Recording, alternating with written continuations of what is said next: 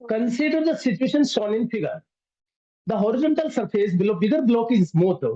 The coefficient of friction between the block is mu. This is mu actually. This is not alpha. अब आगे बात कर रहा है find the minimum and the maximum force F that can be applied in order to keep the smaller block at rest with respect to the bigger block. अब ध्यान से इसको देखना होगा तुम्हें. क्या कहा है उसने भाई? उसने कहा है कि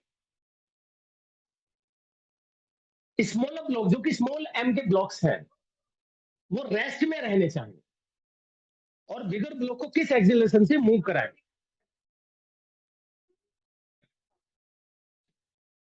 ठीक है ना. अब इसमें क्या सिचुएशन है पलक, यदि इसको तुम सोचो तो इसमें सिचुएशन ये है कि बिगर ब्लॉक को आप एक्सिलरेट करेंगे तो मान लो कि बिगर ब्लॉक को तुमने ए एक्सिलरेशन से एक्सिलरेट किया, ए से. ठीक है. और यदि बिगर ब्लॉक ए एक्सिलरेशन से एक्सिलरेट हुआ तो ऑब्वियस बात है स्मॉल एम पर भी और नीचे वाले स्मॉल एम पर भी सूडो फोर्स लगेगा और वो सूडो फोर्स फ्रिक्शन फोर्स को अपोज करेगा. दो सिचुएशन हो सकते हैं मेरे हिसाब से यहाँ पे. या तो ये ब्लॉक नीचे आ सकता है और या ब्लॉक ही ऊपर जा सकता है, मतलब इस पर सूडो फोर्स इतना लगे कि ये लेफ्ट डायरेक्शन में मूव करने लगे. तो यहाँ पर दो सिचुएशन आएंगे जिसमें इसने कहा है कि find the range that means the minimum and the maximum force F that can be applied in order to keep the smaller block at rest with respect to the bigger block. यदि ये बात उसने कही है तो हम इस situation को यहां पर अप्लाई करेंगे.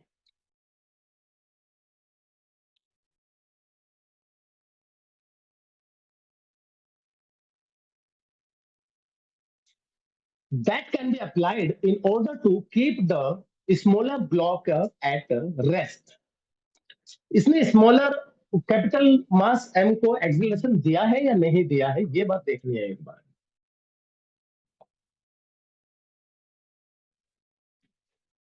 बिगर ब्लॉक कैपिटल m का है, बिगर ब्लॉक कैपिटल M. अब ध्यान से देखो जरा.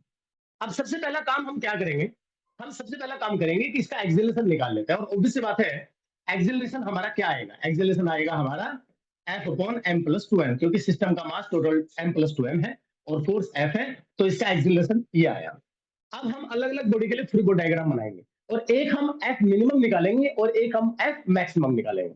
F मिनिमम उस कंडीशन के लिए होगा जिसमें कि tendency of this block B may move downward and this block M may move rightward. And F max उस कंडीशन में होगा जिसमें कि एक्सेलरेशन इतना ज्यादा है, सूडो फोर्स ब्लॉक ए पर इतना ज्यादा है कि ये पर्टिकुलर राइट डायरेक्शन मूव करे और block M upper direction move करे. तो हम सबसे पहले F मिनिमम की बात करेंगे. F मिनिमम की बात करेंगे चलेगा.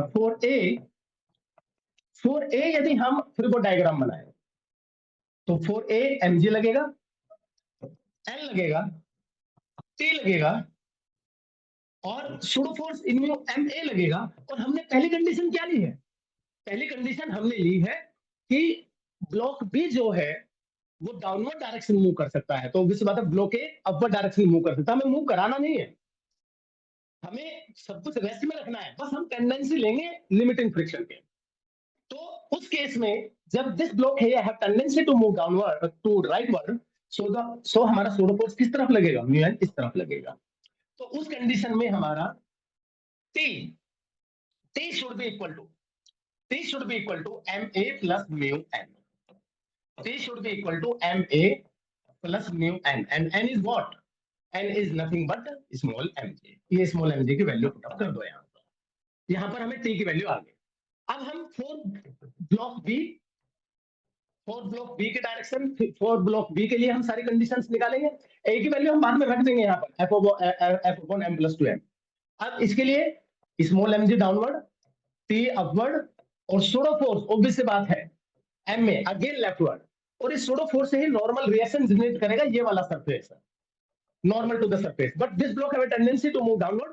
टेंडेंसी वर्ड यूज कर रहा हूं मैं, ये नहीं कह रहा हूं कि ये मूव करेगा, मैं सिर्फ टेंडेंसी बोल रहा हूं. और टेंडेंसी का मीनिंग हुआ कि ये ब्लॉक डाउनवर्ड डायरेक्शन मूव करने की टेंडेंसी रहेगी तो friction force upper direction work करेगा और वो करेगा कितना, म्यू एन. अब फिर से वही काम करो, T plus mu N equal to mg. अब यहाँ पर सबकी वैल्यू पुट अप कर दो, जो तुमने टी की वैल्यू यहाँ निकाली है वो भी रख देंगे, जो हमने म्यू एन एन की वैल्यू यहाँ से निकाली है वो भी रख देंगे, और एमजी की वैल्यू हमारे पास में है ही already. So T plus mu N equal to MG. So T plus mu N equal to MG. अब टी की वैल्यू कितनी है भाई हमारी? टी की वैल्यू हमारे पास में आई थी अभी M A plus mu M G, M A plus mu M G plus mu, और यहाँ पर एन की वैल्यू कितनी आई थी हमारी? एन की वैल्यू आई थी हमारी एम ए यहाँ पर, तो हम यहाँ पर एम ए पुट अप कर देंगे इक्वल टू एम जी। अब यहाँ पर इन दोनों में से क्या कॉमन आ गया? इन दोनों में से हमारा कॉमन आ गया M A. M A common आया तो 1 प्लस म्यू, और म्यू एम जी को उधर ले जाओ, इसमें से क्या कॉमन आया? एम जी 1 माइनस म्यू, या M A equal to M G 1 minus mu, 1 minus mu upon 1 plus mu. M से एम गया, और ए की वैल्यू क्या है? F upon capital M plus 2m equal to G 1 minus mu upon 1 plus mu.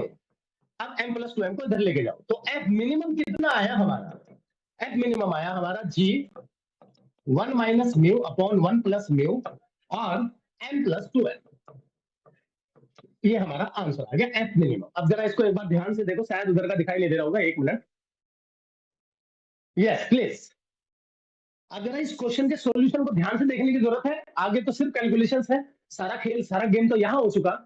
यदि ये पूरी diagram ढंग से बना लिया तो काम बन गया फिर अपना। एक बार ध्यान से देखो जरा।